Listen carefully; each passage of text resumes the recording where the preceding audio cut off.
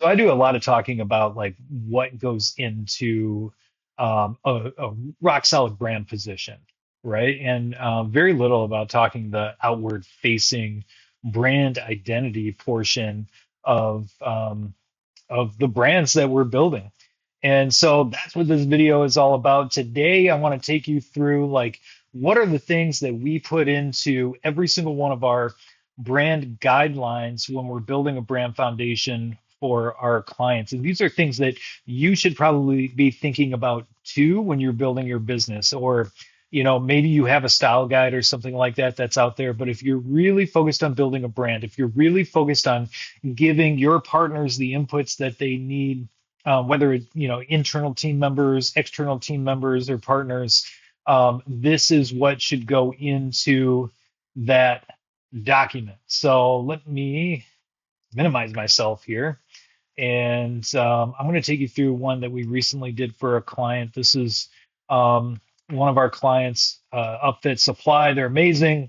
They do really cool things when it comes to like work van and work truck like upfit systems and that sort of thing.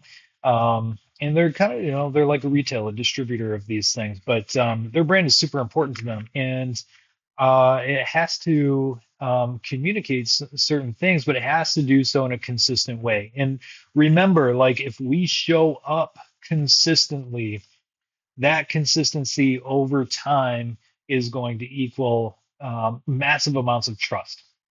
So that means that we have to be consistent with our messages, like our why, our purpose statement, our how do we do things, our what is it that we actually do. In their case, it's we exist to empower the tradespeople, which is an awesome why statement, because it doesn't say anything about like upfitting work vans or anything like that, but it's really hinting at what is that mission that they're on, what is that purpose that they have, what are those things that can fit within this box that they can sort of build their business on in the future. So that's that. Their core differentiators, their brand personality, super important, their positioning statement, and then we get into the outward facing identity portion of it. And we always start with the logo system because it starts with the logo, right?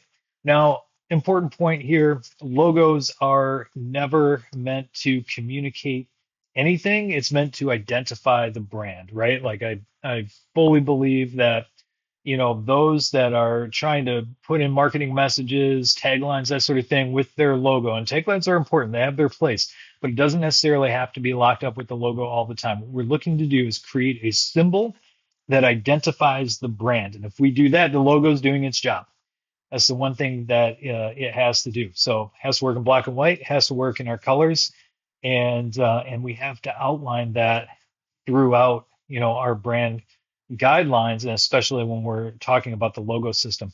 The other thing is, notice the word system, right?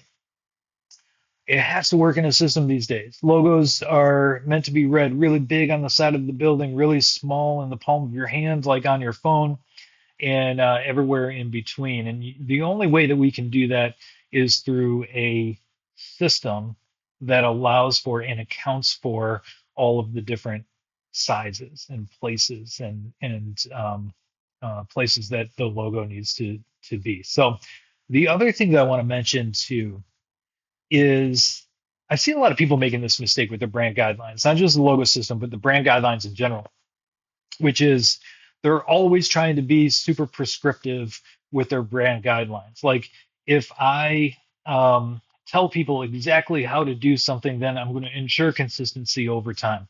And this may sound a little counter to what I always preach, which consistency equals trust, and it does. But there's different ways that we can get there. I think being prescriptive with how to design something, how to write something is the wrong way to go about it, because it doesn't allow for creative interpretation. And that's really what we hire our partners to do.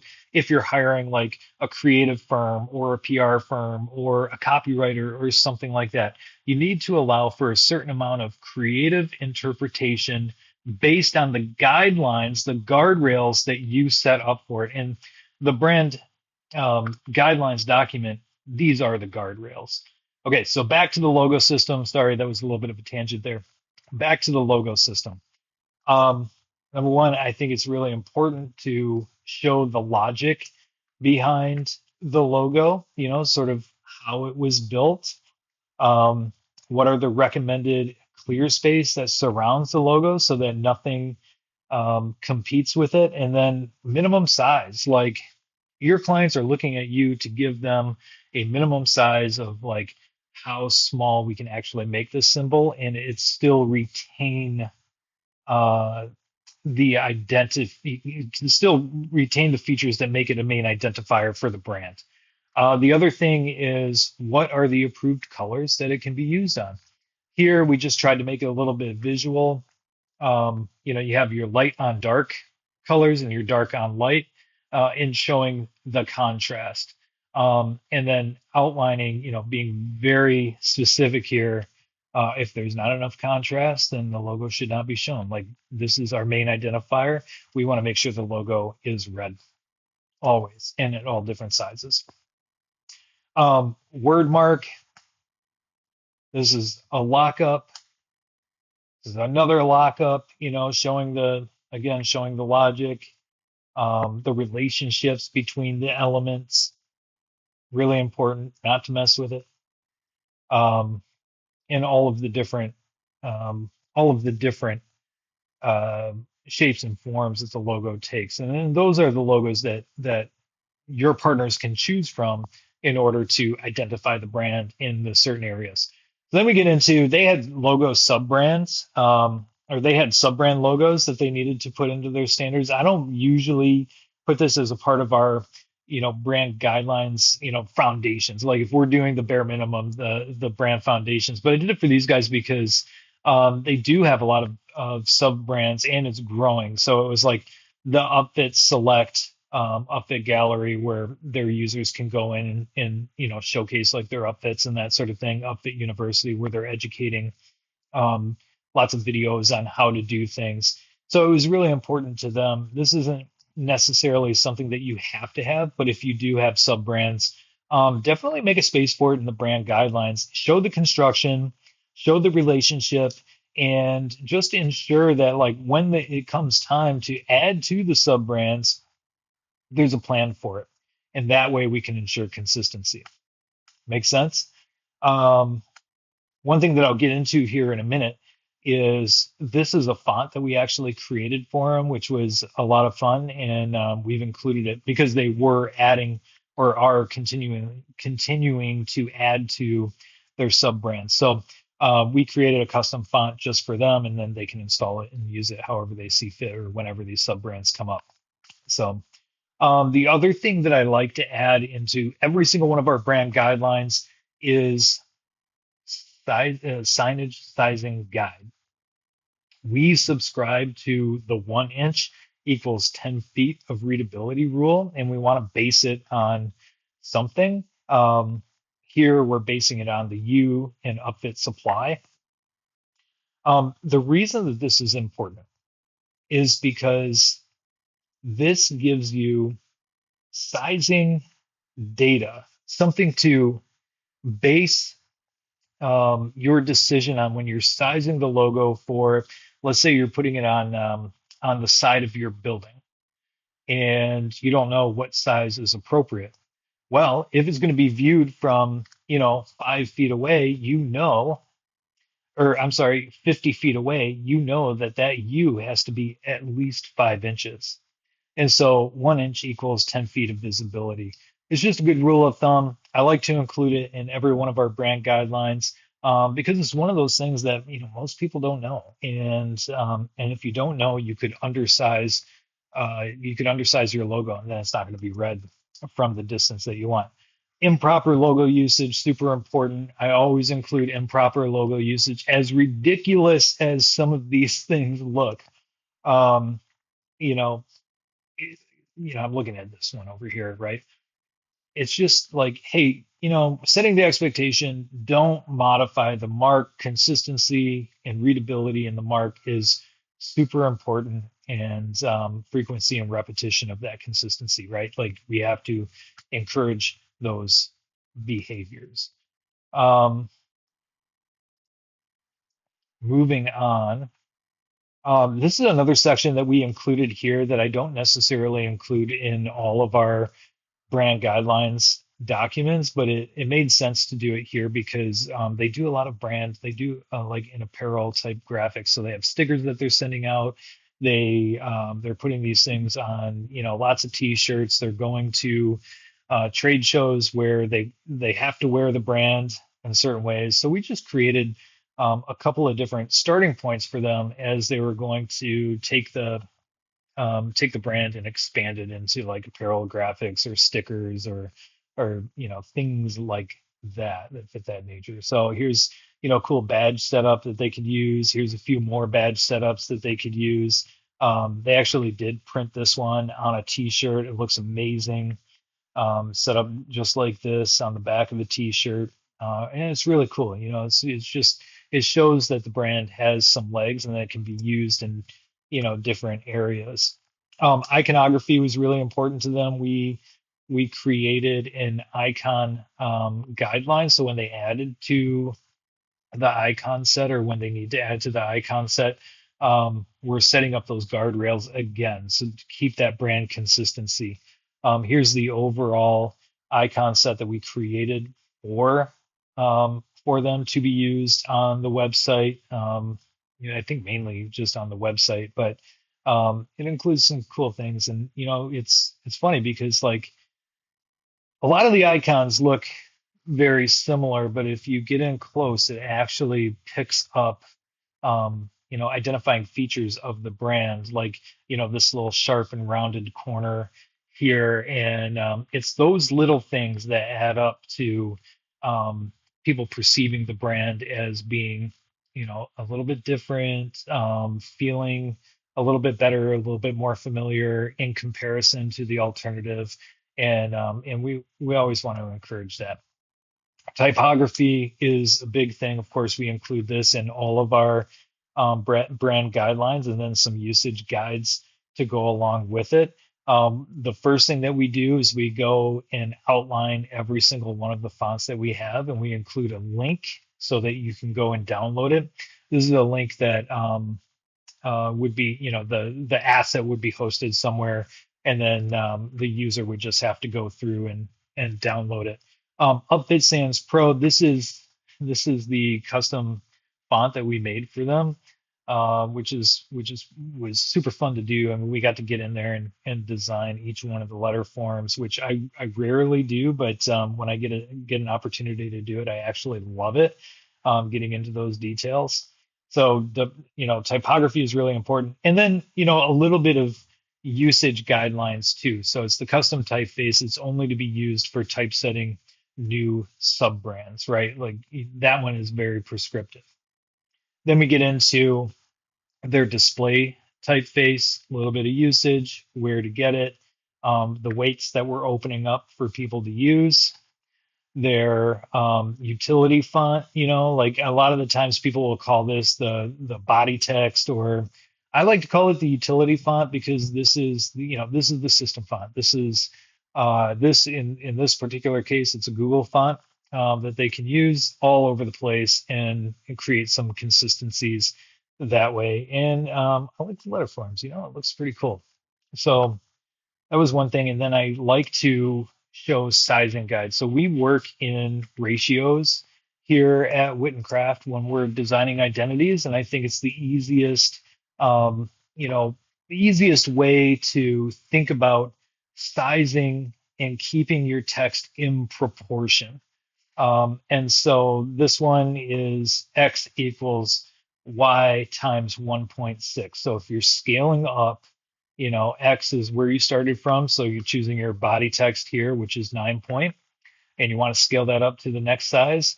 You multiply it by 1.6 and you ensure that it's always in proportion. Same thing for your headline. So if you got an H1, H2, H3, start with the smallest one first, multiply up, or if you're starting with the largest one, then you can divide down. But you're keeping it in proportion. In this case, 1.6 keeps it generally in that golden ratio, which, as we all know, is super pleasing to the eye. And then I like to give certain examples of how you put that into practice. So not, definitely practicing what we preach, but just showing and trying to be, somewhat inspiring for folks to pick it up and use it. But this is one of the ways where, when I mentioned that we're trying to put up guardrails, but not be super prescriptive, this is one of the ways that we can do that. We're not saying all body copy must be set in 9-point Barlow all the time. We're saying if you choose 9-point, then size it up in the ratio, and that will ensure that it has a branded look and feel over time. This would be like a printed example of that that we would put together. I can't remember where I found this image, but I love it. Shout out to the photographer who shot that one. Voice and tone guidelines. This is super important, especially now in the age of AI. But if you're working with writers, if you're working with AI, you have to define your voice and tone, and it has to be very detailed, I would say. So describing the tone of voice, the brand tone of voice, we include things like branded phrases, maybe things that show up all the time, things that we want to use in badges and that sort of thing. Power words and phrases. These are messaging ideas that we can use that that are going to work with our target audience, okay, our ideal client profile. Guiding principle, and then tone of voice characteristics. So, are we formal or are we casual? Where do we fall on that spectrum? Serious or playful? Where do we fall? And then we kind of visualize it there too on the brands that we put together, which I find is helpful. Continuing that, it's channel specific guidelines. So like, how do we show up on our website versus how we show up on social media? It should probably be a little bit different or nuanced. And so we just want to outline like what that nuance could be so that we can keep consistent brand experiences there. Do's and don'ts. So I find that, this is really important. And really, like if you're hiring a copywriter, they're going to want to know this information. Like, please don't ever use overly technical language without explanation or context, right? Like that could be counter to our brand. If you have to explain some technical, do it in a way that's very approachable. Make sure you're explaining, make sure you're transferring knowledge, that sort of thing, and that will make it on brand, right? And then some example communication. So just some general go-bys of how we can show up in certain places, or especially if there's like a mistake or we have to make an apology or something like that. This is how we might do that. Ways to measure the effectiveness too. Just different guidelines to see how we might tweak these the tone of voice standards in the future. Of course, brand guidelines have to be a part of every brand. Brand colors need to be a part of every brand guidelines that we put together. What we find, and you're going to see this in multiple places, one, the colors have to look good on light backgrounds and they have to look good on dark backgrounds, and we're looking for consistency on both. We also, I don't know if it's a trained designer that's going to get this. So I want to make sure that people understand how to use the different colors. And, to all you doubters out there, CMYK is still a thing. I know we all want to go to hex codes. CMYK is, we have to solve for that because print is still here. And is going to be here for the foreseeable future, in my opinion. And the only way that we can judge those colors is through Pantone swatches, and so we still make all of our color decisions based on the Pantone swatch first, so we can actually see how the color is going to react in the different light, but also see the true color.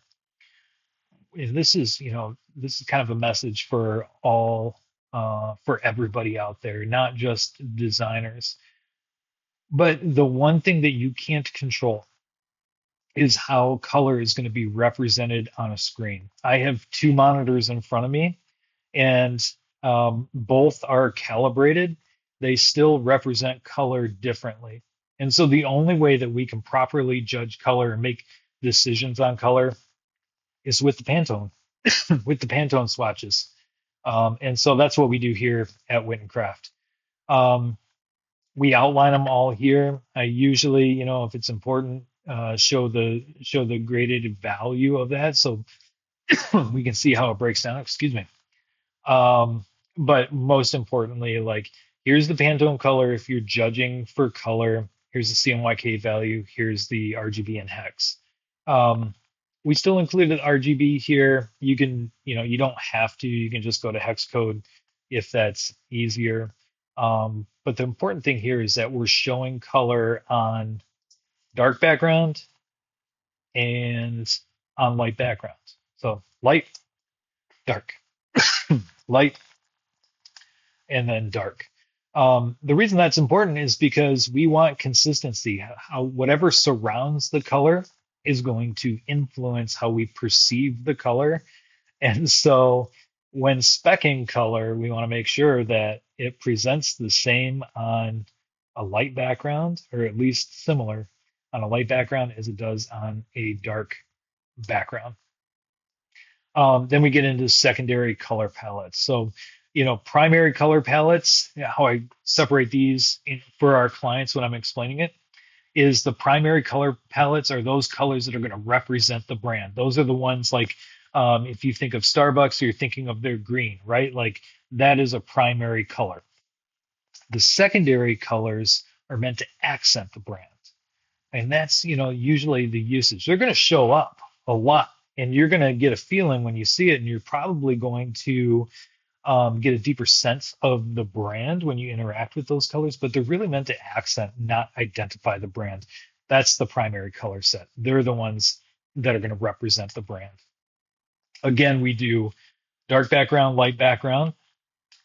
The other thing that I like to include is general photo and video art direction in our brand guidelines. So the types of imagery that we choose, or that we make a plan for to, go out there and capture, it needs to be done in a way that is consistent with our brand, consistent with our brand values.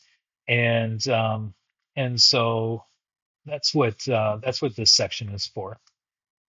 It's not overly done. Again, we're not trying to be overly prescriptive. It's just giving general guidelines for when you're going out and capturing and creating those assets, that you're doing in a way that is going to be consistent with your brand over a long period of time. These are things that can and probably should change over the lifespan of the brand. I always say the brand is the long game. And, when we go back and revisit our brand standards every 12 months, every 6 months, some people, that we're doing so, and making incremental changes. This is one of the areas that you can do that. For them, I'm not going to spend a lot of time here, but they get involved with, they do a lot of YouTube videos. They have a lot of YouTube graphics. So it's, important to them that we include this in the brand standards. Oh my gosh, excuse me. And then we get into business documents. Again, this is not foundational, but these are things like note cards and Google Doc templates and business cards, and just make sure that we have a plan for that Google Slides template. This is one of the most important things that we put into every single one of our brand guidelines, and it's the appendix. And I know, why would the appendix be important? Well, because we're showing how we're organizing our files. When we package all of our brand assets up and we're turning it over to the client, we do so in a way, and we want people to find the logos, the color swatches, the typography. We want to package it up in a way that people can find it and easily put this stuff to work. Writing style guide. Here it's, we subscribe to the AP style, whatever. You choose what you want, right? But like, we have to have a standard for us as AP. Um, get into a glossary of terms. This is my favorite slide of the whole thing because, as a designer by trade, it's really easy for me to spit out terms like CMYK or raster file, raster um, data type I have, but like raster files, vector files. This is a foreign language to most people. And so just to like clear the air, make sure that people have all of the information about like, what does CMYK actually mean and what do I use it for? It could be really helpful information. Now, folks might not, I don't know if my clients are spending enough, as much time on this page as I would, like them to, but it is a point of reference when they need it. And really, that's about it, guys. So if you're building a brand and you are looking to create consistent experiences over the long period of time, which we all, that's kind of the goal. If you're building a brand, we all should be doing that. You have to have a brand guidelines. It has to be a very comprehensive brand guidelines. Um, Although I'll restate this, like, it should be done in a way that is not super prescriptive, but allows for creative interpretation. And if you can do that, if you can strike that balance, then you're going to empower your partners to help you grow your brand. They're going to have all of the information that they need to properly present your story out into the market or create the social media assets that you need that are going to work for you. They're going to create the advertisements that are going to contain the right messages and the right tone of voice and that sort of thing. And if it also becomes the base. So like once we put this to work, this becomes our base, and then we can revisit it year over year, make any, answer to any of the market conditions that we're facing, if there's any headwinds or if things are changing, make those updates within our brand guidelines document, and then build wildly successful brands. Now, I'll say this, like, this is slightly different than the positioning document, still really important. A lot of the times, there is some positioning information at the beginning of this document, but the brand positioning document is something different completely, and you would still need that too. So that can be a ride along to your brand guidelines. But if you're creating outward facing visuals that are going to represent your brand, you need a brand guidelines that have at least the information that we went through today. So I'd love to hear, like, what do you put in your brand guidelines document? Are you looking to create a document like this for your brand? Do you want to talk about it? Let me know. Like, there's a link probably down below to book a call with me. Book a call. I'd love to talk to you. Put any questions that you have in the comments, and I'll try and clear the air. All right. See you later.